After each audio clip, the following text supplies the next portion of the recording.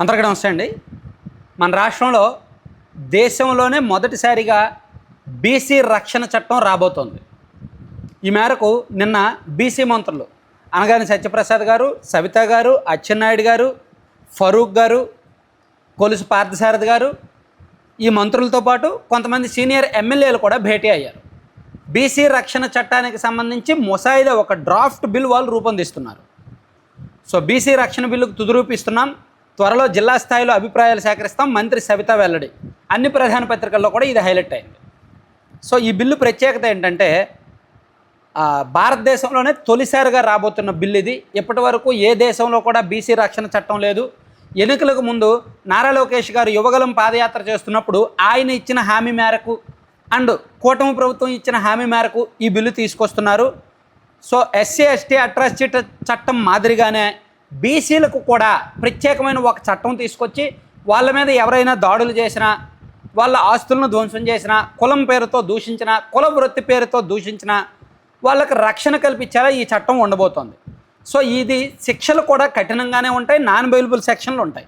అలాగే దీన్ని విచారించడానికి fast track కోర్టులు, ప్రత్యేక కోర్టులు కూడా ఏర్పాటు చేయబోతున్నారు. సో ఇది ప్రస్తుతానికి ముసాయిదా దశలో ఉందని మంత్రులు చెప్పారు. అయితే ఈ బీసీ రక్షణ చట్టం మన రాష్ట్రానికి లేదా మన సమాజానికి మంచా చెడా అనేది ఈ వీడియోలో నేను చెప్తా. మెయిన్ కంటెంట్కి వెళ్ళే కంటే ముందు నేను కూడా ఒక బీసీనే, ఉత్తరాంధ్ర ప్రాంతానికి చెందిన బీసీనే. ఏదో నేను వీడియో మొత్తం అయిపోయిన తర్వాత ఈయన బీసీ వ్యతిరేక అనేది అయితే మాత్రం చెప్పొద్దు.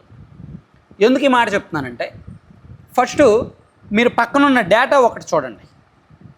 పిల్ 6 against action against fake SC ST cases, supreme court issues notice. ఇది 2026 ఫిబ్రవరిలో వచ్చిన ఒక వార్త, నేషనల్ మీడియాలో వచ్చిన ఒక వార్త.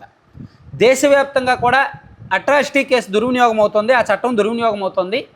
గడిచిన 12 సంవత్సరాల నివేదిక తీసుకొని అశ్విని ఉపాధ్యాయ్ అనే ఒక సీనియర్ న్యాయవాది సుప్రీంకోర్టులో పిల్ దాఖలు చేశారు. దాన్ని విచారణకు స్వీకరించిన ధర్మాసనం కేంద్ర ప్రభుత్వానికి, కేంద్ర హోంశాఖకు అన్నిటికీ కూడా నోటీసులు ఇచ్చింది. దీని మీద ప్రస్తుతానికి విచారణ జరుగుతోంది. ఎందుకు ఆయన సుప్రీంకోర్టులో పిటిషన్ వేశారంటే, టైమ్స్ ఆఫ్ ఇండియాలో వచ్చిన ఒక ఆర్టికల్ చూడొచ్చు మీరు. MP high court bar association has said 75% of cases registered under the prevention of atrocities against SC ST act were fake. Releasing results of a survey carried out by the association, its president Adarsh Muni Trivedi said the survey also showed that 81% cases under SC/ST Atrocities Act were registered against persons from OBC section. చూసారా, OBC section వల్లే atrocity కేసులు పెడుతున్నారంట. అలాగే 75% కేసులు fake కేసులు అంట. ఇది ఒక బార్ అసోసియేషన్ అఫీషియల్గా ఇచ్చింది. అలాగే మీరు government and legal data shows that about 14% to 15% cases filed under SC ST prevention atrocities act were closed by police with final reports due to false claims.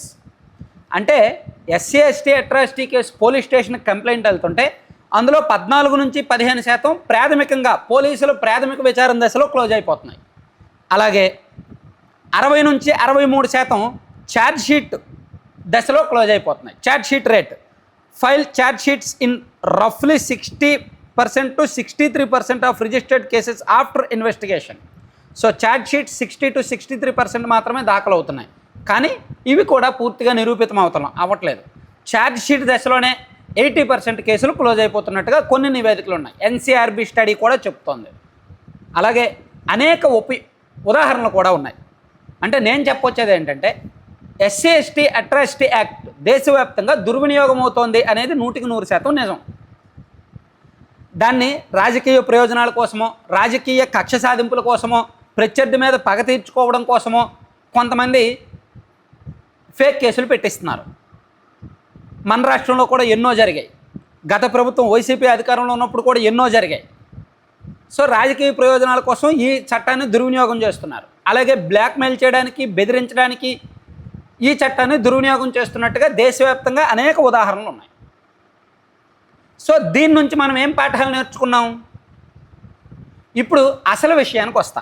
మన రాష్ట్రంలో సింపుల్గా కులాల వారీగా లెక్కలు చూసుకుంటే ఎస్సీ ఎస్టీలు అంటే ఎస్సీలు అరౌండ్ ఒక 15% ఉంటారు, ఎస్టీలు అరౌండ్ ఒక 4 to 5% ఉంటారు. సో ఇద్దరూ కలిపి ఎస్సీ ఎస్టీ కలిపి సుమారుగా ఒక 19 to 20% వరకు ఉంటారు. ఒక అన్అఫీషియల్ లెక్క, అఫీషియల్గా లెక్కలేదు.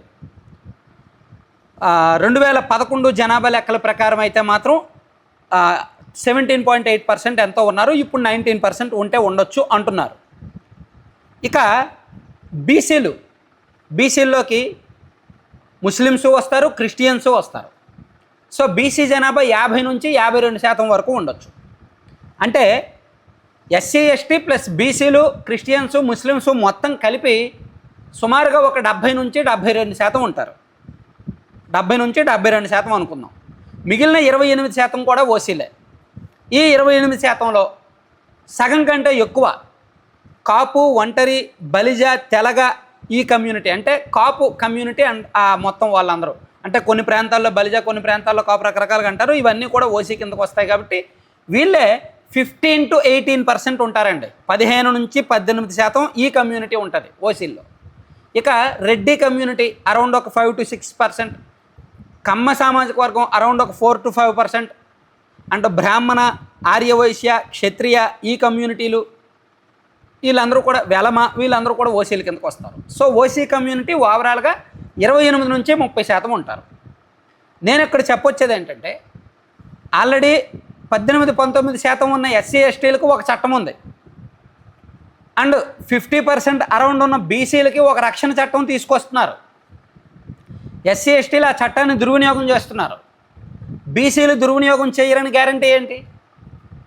ఒకవేళ బీసీలు కూడా ఈ చట్టాన్ని దుర్వినియోగం చేస్తే ఎంత ప్రమాదం తెలుసా మన సమాజానికి? ఒకవైపు 18% ఉన్నవాళ్ళు చట్టాన్ని దుర్వినియోగం చేసి, మరోవైపు 50% అంటే జనాభాలో సగం మంది ఉన్న వాళ్ళకు ఒక పెద్ద ఆయుధం ఇచ్చేస్తే వాళ్ళు దాన్ని మిస్యూజ్ చేయడం ప్రారంభిస్తే ఎంత ప్రమాదం అది? అంటే ఈ 30%, 28 నుంచి 30% ఉన్న వర్గాలు ఉనిక్కే ప్రమాదం కదా. మాట్లాడితే కేసులు పెట్టేస్తారు. వాళ్ళని కలిగితే వాళ్ళు ఎస్సీ ఎస్టీ అట్రాసిటీ కేసులు పెట్టేస్తారు, వీళ్ళని కలిగితే వీళ్ళేమో మాట్లాడితే బీసీ అట్రాసిటీ కేసులు అంటారు. సో ఈ 70% చేతిలో ఆ 30% చాలా దారుణంగా ఉంటుంది. అంటే నేను అన్ని కేసులని చెప్పట్లా. ఇప్పుడు వరకు మన దేశంలో నమోదైన అట్రాసిటీ కేసుల్లో ఫేక్ ఎక్కువగా ఉన్నాయి కాబట్టి బీసీ రక్షణ చట్టాన్ని ఉపయోగించుకొని కూడా రాజకీయ నాయకులు బెదిరింపులకు, బ్లాక్మెయిల్లకు పాల్పడరని నమ్మకం ఏమిటి? సో ఎవరో ఒక బీసీ నాయకుడు ఉన్నారు, రేపు పొద్దున్న నా పార్టీ అధినేత నీకు సీట్ ఇస్తాను నువ్వు పని చేయి అంటాడు, రేపు పొద్దున్న పని చేయడు, అదే సీట్ ఇవ్వడు. ఇతనేమో 1-2 కోట్లు ఖర్చు పెడతాడు, నేను బీసీని కాబట్టి నన్ను మోసం చేశారు, సో బీసీ రక్షణ చట్టం ప్రకారం అతని మీద చర్యలు తీసుకోండి అని చెప్పి బీసీఎల్ కేసు పెడితే మేబీ అది నిజం కాదు, అది వర్తించదు. కానీ కేసు పెడితే అంటే అటువంటి ప్రమాదాలు లేకపోలేదు. అటువంటివి సమాజానికి ముప్పు. సో నేనేమంటానంటే బీసీ రక్షణ చట్టం తేవడం మంచిదే, కానీ దీన్ని మిస్యూజ్ చేస్తే అదే స్థాయిలో కఠిన చర్యలు ఉండాలి. బీసీల మీద దాడి చేయడం ఎంత కఠిన చర్యలు ఉంటాయో, బీసీల మీద దాడి చేస్తే వాళ్ళకి ఎలా రక్షణ కల్పిస్తున్నారో, వాళ్ళు ఈ చట్టాన్ని మిస్యూజ్ చేస్తే ఇతరులకు కూడా ఆ రక్షణ కల్పించాలి. బీసీలు ఆ చట్టాన్ని మిస్యూజ్ చేస్తే, దుర్వినియోగం చేస్తే, ఫేక్ కంప్లైంట్స్ ఇస్తే వాళ్ళ మీద కూడా అదే తరహాలో నాన్ అవైలబుల్ సెక్షన్ల కింద కేసు నమోదు చేయాలి. అప్పుడు ఈ చట్టం దుర్వినియోగం కాకుండా ఉంటుంది. అప్పుడు బీసీలు మాట్లాడితే ఈ చట్టాన్ని ఆయుధంగా, అస్త్రంగా ఉపయోగించుకోకుండా ఉంటారు. అవునా కాదా? ఎందుకు నేను చెప్తున్నానంటే మన దేశంలో ఎస్సీ ఎస్టీ చట్టం దుర్వినియోగం అవుతోంది కాబట్టి దాని నుంచి ఇతర వర్గాలన్నీ ఇప్పుడు చాలా ఫీల్ అవుతున్నారు. సుప్రీంకోర్టులోనే పిటిషన్ దాఖలైంది, అన్ని రాష్ట్రాల హైకోర్టుల్లో కూడా ఈ తరహా కేసులు ఉన్నాయి. దేశవ్యాప్తంగా 1,00,000కు పైగా కేసులు పెండింగ్లో ఉన్నాయి, ఎస్సీ ఎస్టీ కేసులు, దుర్వినియోగమైన కేసులు దేశవ్యాప్తంగా. మరి రేపు పొద్దున బీసీ రక్షణ చట్టం వస్తే ఈ దుర్వినియోగం అవ్వదని నమ్మకం ఏంటి, గ్యారంటీ ఏంటి? అందుకు దుర్వినియోగం అవ్వకుండా ఈ చట్టంలోనే ఒక సెక్షన్ జోడిస్తే మంచిది. ఒక పేజీలో ఒక సెక్షన్లో ఒకవేళ తప్పుడు కేసు పెడితే, తప్పుడు ఫిర్యాదు చేస్తే, ఈ చట్టాన్ని దుర్వినియోగం చేస్తే ఈ ప్రకారం చర్యలు తీసుకుంటాం అని చేరిస్తే మంచిది అనేది నా ఉద్దేశం. అప్పుడు మిగిలిన 30%, 28-30% వర్గాలకు కాస్త రక్షణ ఉంటుంది. వాళ్ళ రక్షణ కోసం చట్టం తేలేరు, ఓసీ రక్షణ కోసం చట్టం తేవక్కర్లా. వీళ్ళిద్దరికీ ముక్తాడు వేస్తే చాలు, వీళ్ళిద్దరూ ఫేక్ కంప్లైంట్స్ ఇవ్వకుండా ఉంటే చాలు. అటు ఎస్సీ ఎస్టీలు కానీ ఇటు బీసీలు కానీ వాళ్ళు ఫేక్ కంప్లైంట్స్ ఇవ్వద్దు, జెన్యూన్గా ఇవ్వండి. నిజంగా మీ మీద దాడి జరిగితే జెన్యూన్గా ఇవ్వండి. ఫేక్గా ఊరికే కంప్లైంట్స్ ఇస్తే ఆ 30% మందికి అన్యాయం కదా. అందుకే ఈ ఉదాహరణలు నేను చెప్తున్నా. నా విశ్లేషణతో ఏకీభవిస్తే మాత్రం మ్యాక్సిమం మీ మిత్రులందరికీ కూడా వీడియో లింక్ షేర్ చేయండి. కొత్త వాళ్ళని సబ్స్క్రైబ్ చేసుకోమని చెప్పండి. Thank you.